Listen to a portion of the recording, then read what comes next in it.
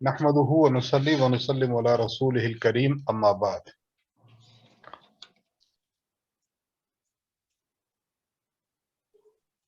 हम ये बात अर्ज कर रहे थे कि वुजू और गुस्ल में मसनूई दांतों का क्या हुक्म है। तो इस हवाले से अर्ज किया है कि मसनूई दांत दो किस्म के होते हैं। नंबर एक, जो बिल्कुल फिक्स होते हैं, वो असल दांत के हुक्म में हो जाते हैं। अगर किसी शख्स के इस किस्म के दांत हैं तो बस उन्हीं दांतों को धो ले, उन्हीं दांतों को कुली में भिगो ले, और जब अपने गुस्ल में जब मुंह में पानी डालेगा, कुल्ली करेगा, तो उसका गुस्ल के फर्ज भी अदा हो जाएंगे। यानी यूं समझिए कि जो दांत मुस्तकिल तौर पर इंसान लगा लेता है तो उनका हुक्म असली दांतों की तरह हो जाता है। एक तो ये। नंबर दो, बाज दांत ऐसे होते हैं जो आप उनको निकालना चाहें तो निकाल सकते हैं, फिर लगाना चाहें तो लगा सकते हैं। इन दांतों का हुक्म यह है कि अगर आपने वुजू करना है तो वुजू में जब तक इन दांतों को जहां लगे हुए हैं, उन दांतों की तह में, उन दांतों की जगह पर अगर आप पानी पहुंचा देते हैं तो वुजू में आपकी कुल्ली की सुन्नत अदा होगी, वगरना नहीं। और अगर आप इन दांतों को में अगर आप पानी मुंह में ले जाते हैं और जहां ये दांत लगे हुए हैं उनके नीचे तक पानी चला जाता है तो फिर तो ठीक है। और अगर नीचे तक नहीं जा रहा तो फिर उनको निकाल लें, पानी वहां पहुंचाएं, फिर उनको दोबारा लगा दें। तो खुलासा ये निकलता है इस पहले मसले का कि अगर वो दांत अलग हो सकते हूं तो फिर तो अलग उनको करके उनके नीचे वाली जगहों को धोना और जो है वो उसमें कुली करना जरूरी है। और अगर वो फिक्स हैं तो उनका हुक्म असली दांतों की तरह है। देखिए जरा, वुजू और गुस्ल में मसनूई दांतों का हुक्म। मसनूई दांत दो किस्म के हैं। नंबर एक, ऐसे दांत जो मुस्तकिल तौर पर लगा दिए जाएं और ना निकाले जाएं।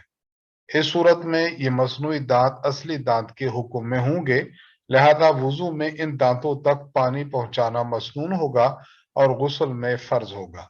इस सूरत में दांत निकालने और तह तक पानी पहुंचाने की जरूरत नहीं है। नंबर दो, ऐसे दांत जो बवक्त जरूरत लगाए जाएं और फिर निकाल दिए जाएं, तो इस सूरत में वुजू के लिए उन दांतों को निकालेंगे तो सुन्नत यानी कुल्ली की सुन्नत अदा होगी, वगरना नहीं। निकाले गए तो वुजू बहरहाल हो जाएगा, अलबत्ता गुस्ल में इन मसनूई दांतों को निकालकर तह तक पानी पहुंचाना जरूरी है, क्योंकि इस सूरत में मसनूई दांत एक जायद चीज की हैसियत रखते हैं, लिहाजा इनको निकालकर तह तक पानी पहुंचाना जरूरी है। तह तक पानी पहुंचाना जरूरी है। मसला नंबर दो, देखिए मसनूई आजा का हुक्म। मसनूई आजा, मसनूई टांग लगाई हुई है, मसनूई हाथ लगाया हुआ है, मसनूई नाक लगाई हुई है, कान है। मसनूई अगर जो आजा है उनका वही हुक्म है जो मसनूई दांत का है। अगर वो इस तरह जिस्म से चिस्पा है कि वो पुख्ता हो चुके हैं या उनको मशक्कत के बगैर आप नहीं उतार सकते, तो उनकी हैसियत असली उज़ुव की होगी। जिस तरह असली उज़ुव हो, तो अब देखिए एक जगह से उसकी टांग कटी हुई है, तो वो हिस्सा जो कटा हुआ है और बिल्कुल एंड वाला है, अब अगर ये मसनूई उज़्व वहां चिस्पा ना होता तो उस जगह को धोना जरूरी होता। लेकिन ये अगर पुख्ता चिस्पा हो चुका है तो अब उस जगह को धोना फर्ज वाजिब नहीं रहा। और अगर वो पांव का है या हाथ का हिस्सा है तो गुस्ल में उसको धोना भी फर्ज नहीं रहा। और अगर जो रिमूव हो सकते हैं, बाद दफा पांव होता है रिमूव हो जाता है, लोगों ने कान लगाए हुए हैं अलग हो जाते हैं, नाक अलग हो जाती है, अच्छा इसी तरह हाथ है अलग हो जाता है। तो अगर वो जो आज़ा है अगर अलग हो सकते हो तो अलग किया जाए। अलग करने के बाद वो जो कटा हुई जगह है वहां पर भी पानी लगा दिया जाए। अगर वहां पानी नहीं लगाएंगे तो अब गुस्ल भी नहीं होगा अगर वो उज़्व गुस्ल में है, और साथ साथ एक वुजू भी नहीं होगा अगर वो जगह वुजू में आती है। तो इनका जो हुक्म है वही मसनूई दांतों की तरह का हुक्म है। देखिए जरा, वुजू और गुस्ल में मसनूई आज़ा का हुक्म। मसनूई आज़ा का हुक्म भी मसनूई दांतों की तरह है, यानी मसनूई आज़ा अगर बगैर मशक्कत के अलहदा न हो सके तो उनकी हैसियत असल उज़्व की होगी। उज़्व यानी जिस्म का हिस्सा। वुजू अगर वो आज़ा वुजू में शामिल हों, और गुस्ल में उन जगहों पर, यानी वुजू में भी उन जगहों पर, गुस्ल में उन जगहों पर जिन जगहों पर वो मसनूई उज़्व जोड़ा गया है, पानी पहुंचाना वाजिब नहीं होगा। और अगर मसनूई आज़ा बगैर मशक्कत के अलहदा किए जा सकें तो वुजू अगर वो आज़ाए वुजू में शामिल हों तो, और गुस्ल में मसनूई आज़ा को अलहदा करके असली जिस्म तक पानी पहुंचाना लाजमी और जरूरी होगा, वगरना गुस्ल नहीं होगा। मसला नंबर 3, नेल पॉलिश का हुक्म।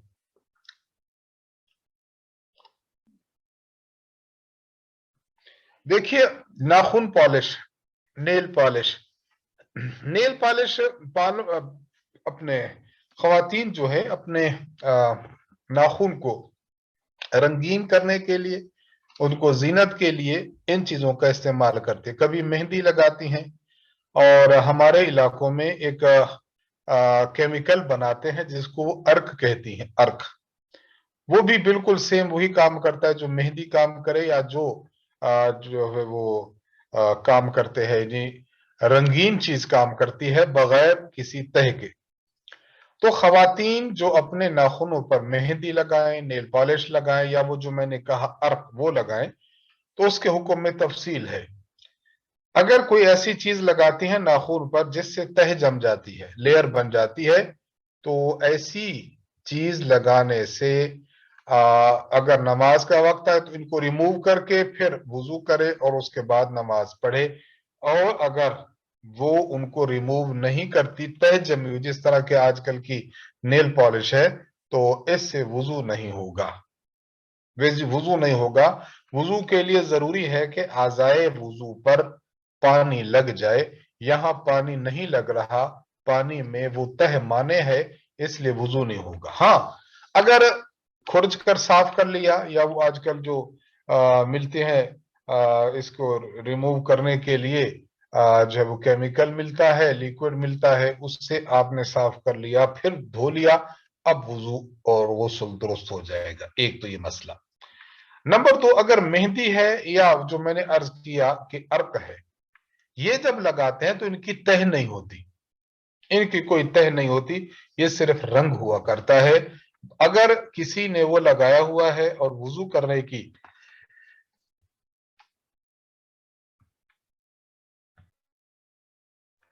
जरूरत पड़ जाती है तो फिर वो बस वुजू कर लें, वो वुजू कर लें। वुजू करने से इंशाल्लाह ये दुरुस्त हो जाएगा, वुजू करने से बिल्कुल जायज और बिल्कुल दुरुस्त हो जाएगा। अब चूंकि वो नाखूनों के दरमियान, नाखून और पानी के दरमियान कोई चीज हाइल नहीं है, कोई चीज माने नहीं है, इसलिए वुजू दुरुस्त हो जाएगा, गुस्ल भी दुरुस्त हो जाएगा। देखिए, नाखून पॉलिश को खवातीन ज़ेबो जीनत के लिए अपने नाखूनों पर मेहंदी या नेल पॉलिश का इस्तेमाल करती हैं, लेकिन अगर नेल पॉलिश ऐसी है जिसके लगाने से नाखून पर तह जम जाए और वो वुजू और गुस्ल में असल नाखून तक पानी पहुंचने में माने बन जाए, तो इस सूरत में वुजू और गुस्ल करते वक्त इसको खोज कर साफ किया जाए ताकि पानी नाखून तक पहुंच जाए, वरना वुजू और गुस्ल नहीं होगा। अच्छा, मसला नंबर 4, खवातीन जेवरात पहनती हैं, अंगूठी है, नथ है, नाक में जो पहनी जाती है, बाली है जो कानों में पहनी जाती है। तो इस किस्म के जो जेवरात हैं, अगर किसी खातून ने पहने हैं और उन सूरत में वो वुजू या गुस्ल करना चाहती है, तो अब देखा जाएगा कि अगर इन जेवरात को जहां पहना है, मसलन अंगूठी है इतनी वो तंग है कि पानी उनके नीचे नहीं पहुंच पाता, नथ जो है वो इतनी तंग है कि नाक के उस सुराख में पानी नहीं जाता। यही हाल उसके कानों का और अंगूठी का है। अगर इस तरह की चीजें हों कि जहां पानी पहुंचना मुश्किल हो, तो अब जरूरी है کہ جب وضو کرنے لگے خاتون تو اس کو ہلا لیا کر، ہلائے تاکہ اس کے نیچے پانی چلا جائے، نتھ ہے اس کو بھی ہلا لے، ایئرنگ ہے ان کو بھی ہلا لے، اور اگر وہ اتنی تنگ نہیں ہے، ڈھیلی ڈالی ہے، بس آپ عورت وضو کرتی چلی جاتی ہے تو بس ہلکا سا مل لیتی ہے تو پانی اس کے نیچے چلا جاتا ہے، تو اب وضو بھی درست ہے اور غسل بھی درست ہے۔ بس یہ تفصیل ہے، تنگ ہونے کی صورت میں اس کو ہلا لیا کرے، تنگ نہ ہو تو اس کے بعد اس کو ہلانے کی ضرورت نہیں ہے، بس اعضائے وضو دھوتے ہوئے جب ہاتھ لگے تو پانی پہنچ جائے گا۔ انگوٹھی، نتھ اور ایرنگ وغیرہ اگر تنگ ہوں اور ان کی وجہ سے پانی جسم تک نہ پہنچ سکے تو ان کو نکال کر جسم تک پانی پہنچانا ضروری ہوگا۔ ہاں اگر وہ تنگ نہ ہوں بلکہ اتنی ڈھیلی ہوں کہ نکالے بغیر حرکت دے کر پانی پہنچ جائے تو نکالنے کی ضرورت نہیں، اس صورت میں وضو اور غسل درست ہوگا۔ مسئلہ نمبر 5، ہڈی ٹوٹ گئی ہے، پاؤں کا مسئلہ ہو گیا، بازو کا مسئلہ ہو گیا تو پلستر لگاتے ہیں نا، پلستر ہمارے ہاں اس کو پلستر کہتے ہیں۔ کپڑا لگایا پہلے باریک سا، کپڑے کے اوپر پھر یہ پلاسٹر آف پیرس جسے ہمارے اردو میں سفیدہ بھی کہتے ہیں، تو سفیدے کو انہوں نے اس کا لیپ کر دیتے ہیں، خشک ہو کر وہ پتھر کی طرح بن جاتا ہے۔ یہ بات یاد رکھیں، پہلے زمانہ میں جب کسی کی ہڈی ٹوٹتی تھی یا ہڈی جو ہے وہ اپنی جگہ سے ہل جاتی تھی تو اولاً تو ہڈی کو اپنی جگہ پر لاتے تھے زور زور دے کر، لانے کے بعد پھر وہ یہ جو پیمانے ہوتے ہیں نا لائن لگانے والے، تو ان پیمانوں میں ہمارے ہاں ملتے تھے لکڑی کے پیمانے، لکڑی کے پیمانے تو فٹے جسے ہم لوگ کہتے ہیں نا، لکڑی کے ہوتے تھے، تو اس کو ٹکڑے ٹکڑے کر کے پھر جہاں انسان کے بازو ٹوٹا ہے یا پاؤں ٹوٹا ہے تو وہاں وہ ساتھ ساتھ لگا کر پھر اس کے اوپر کوئی دھاگا وغیرہ یا کوئی رسی وغیرہ اچھی طرح لپیٹ دیتے تھے، یہ پلاسٹر کا کام کرتا تھا۔ اس کو عربی زبان میں جبیرہ کہتے تھے، جبیرہ یعنی ایسی پٹی، ایسی تختی اور ایسی لکڑی جو کسی کو سیدھا کر دے، اسے جبیرہ کہتے ہیں۔ تو پہلے جبیرہ تھے، کتب میں کتابیں جو فقہ پر لکھی گئی ہیں اس میں جبیرہ کے احکام کا کے عنوان سے ذکر ہے۔ آج کل جو ہے، آج کل یہ جو پلاسٹر لگایا جاتا ہے، پٹی جو لگائی جاتی ہے، اس پٹی کا حکم بھی بالکل اسی طرح ہے جس طرح جبیرہ کا حکم ہے، جس طرح جبیرہ کا حکم۔ تو جبیرہ ہو جائے، وہ پھٹیاں ہو جائیں، پٹی ہو جائے یا پلاسٹر ہو جائے، جو بھی میسر ہو، تو ان کو استعمال کرنے کی صورت میں وضو کا اور غسل کا کیا حکم ہے؟ دیکھیے، اگر کسی نے جبیرہ لگایا ہوا ہو تو اس کا حکم یہ ہوتا ہے کہ وضو اور غسل میں صرف بھیگا ہوا ہاتھ پھیر لے، مسح کر لے تو وہ کافی ہو جاتا ہے، اپنے اس جبیرہ کو اتارنے کی ضرورت نہیں ہے کہ اتاریں اور پھر پانی پہنچائیں۔ تو بالکل اسی طرح اگر کسی نے پلاسٹر لگایا ہوا ہے اور ظاہری بات ہے اس کو اکھڑنا مشکل ہے جب تک کہ وہ زخم نہ درست ہو جائے، تو اب وضو اور غسل میں ان پر مسح کر لینا کافی ہے، پلاسٹر کو اتارنے کی ضرورت نہیں ہے۔ ایک مسئلہ یہ۔ مسئلہ نمبر 2، ایکسیڈنٹ ہوا، اس وقت بندہ وضو، بعد میں پتہ چلا کہ ڈاکٹر صاحب نے بغیر پاؤں دھوئے یعنی بغیر وضو کے انہوں نے پلاسٹر چڑھا دیا ہے، تو اب یہ ہوگا حکم کہ اگر کسی نے اس طرح پلاسٹر چڑھا ہوا ہے تب بھی کوئی مسئلہ نہیں، بس اس پلاسٹر پر جس طرح عام حالت میں اس پر مسح کیا جاتا ہے تو اس پر بھی اس کو چاہیے مسح کرے، جب تک وہ جسم زخم ہے تو زخم ہونے کی صورت میں بس مسح کرتا رہے، اور یہ بات واضح رہے کہ غسل اور وضو دونوں کا یہی حکم ہے۔ دیکھیے، اسی طرح اگر پلاسٹر لگاتے وقت باوضو ہونا بھی ضروری نہیں، پلاسٹر پر مسح کرنے کی کوئی مدت متعین نہیں ہے، جب تک زخم درست نہ ہو مسح کرتا چلا جائے گا۔ اچھا، کسی شخص کے پاؤں میں زخم تھا، اس نے پٹی لگائی، پٹی پر مسح کرتا رہا کیونکہ اس کو تکلیف ہوتی تھی اصل جسم پر پانی ڈالنے کے لیے۔ اچھا، اب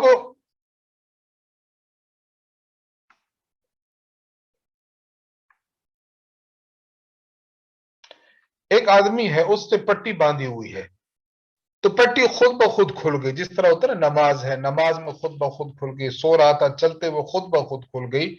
تو اس کی دو صورتیں, نمبر ایک نیچے دیکھا جائے گا اگر زخم کچا ہے ابھی ٹھیک نہیں ہوا تو پھر جب پٹی کھل گئی ہے تو اب اس زخم پر مسح کرنے کی دوبارہ ضرورت نہیں ہے.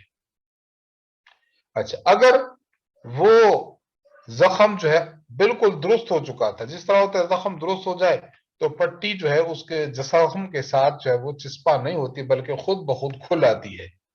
تو اگر زخم ٹھیک ہو گیا اور پٹی خود بخود کھل گئی ہے تو اب اس جگہ کا دھونا اس نماز پڑھنے والے کے لیے لازم ہے. مثلا نماز پڑھ رہا تھا, نماز کے دوران ہی پٹی کھلی اور گر گئی, زخم بھی درست ہو چکا, اب اس کو چاہیے کہ اگر اس طرح کا معاملہ ہو تو پورا وضو دہرانے کی حاجت نہیں ہے, بس اتنی جگہ کو صاف کر لینا اور دھو لینا کافی ہے کہ جس جگہ پر پلاسٹر موجود تھا, پٹی موجود تھی, جبیرہ موجود تھا, سارا وضو دہرانا لازم نہیں ہے.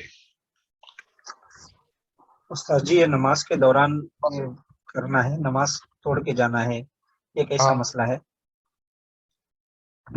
یہ ہم پہلے عرض کر چکے ہیں, دوبارہ میں عرض کر دیتا ہوں. ایک شخص کا وضو نماز کے اندر ٹوٹ جائے اس کے لیے دو حکم ہے. نمبر ایک نماز سے چلا جائے, جا کر وضو کرے اور ازسر نو نماز پڑھ لے. نمبر دو کہ جہوں ہی اس کا وضو ٹوٹا, مثلا ایک شخص کا زخم درست ہو چکا تھا, پٹی کھل گئی ہے, اب وضو ٹوٹ چکا, اب اتنی جگہ کو دھونا ہے, اب وہ فوراً چلا جائے نماز توڑ دے, نماز توڑ کے اتنی جگہ کو جا کر دھو لے. اس کی وجہ یہ ہے کہ اگر کسی شخص کا وضو کے اعضاء میں سے کوئی عضو خشک رہ جائے تو اس کا وضو نہیں ہوتا. بالکل اسی طرح ہم یہ سمجھیں گے کہ اس نے پہلے جو مسح کیا ہوا تھا ٹھیک ہے چلتا رہا, جب وہ گر گیا اور زخم اندر سے ٹھیک ہے, اس کا معنی کہ یہ اس بندے کی طرح ہے کہ جس نے اپنے وضو کے اعضاء کو دھویا ہے لیکن پاؤں رہ چکا ہے. اب اس کے لیے ہے کہ فوراً نماز چھوڑ دے اور اپنا وضو کر لے, یعنی اتنی جگہ پاؤں کو دھو کر واپس آ جائے جس جگہ پر پٹی لگی ہوئی تھی, اب دوبارہ نماز پڑھ لے. یہ اس کا مطلب ہے. آگے ہے مسئلہ نمبر 6. میرے خیال میں ہم اس کو جو ہے وہ کل سے کریں گے. یہاں سگنل کا اور لیپ ٹاپ کا تھوڑا مسئلہ بن رہا ہے تو انشاءاللہ باقی کل پیش کریں گے. وآخر دعوانا ان الحمدللہ رب العالمین. سر جی سوال پوچھ سکتے ہیں؟ پوچھئے. جی پوچھئے. جزاک اللہ. استاد جی سوال یہ ہے کہ نا